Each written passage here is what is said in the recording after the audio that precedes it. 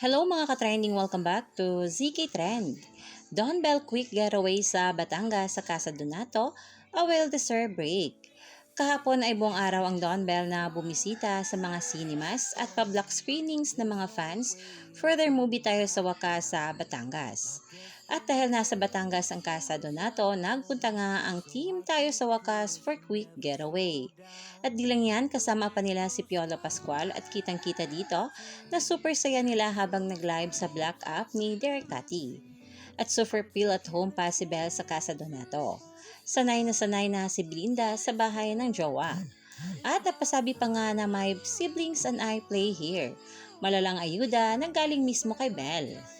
Nagpunta pa ang grupo sa beach, a well-deserved break for Donnie and Belle at sa team Tayo sa Wakas. At syempre mga kabablis, match na naman itong ating Don Bell ng suot, black and white. At narito nga ang kaganapan nila kahapon sa Casa Donato.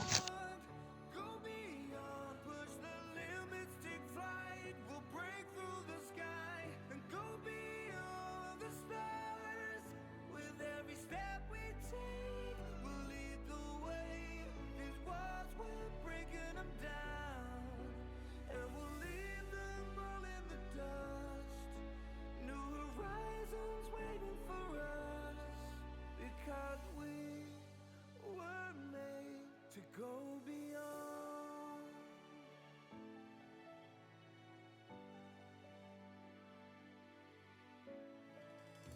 I won't forget where I came from.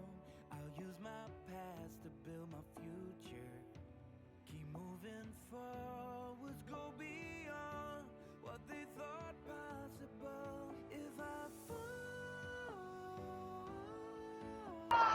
Hindi naman kasama itong dalawa, no?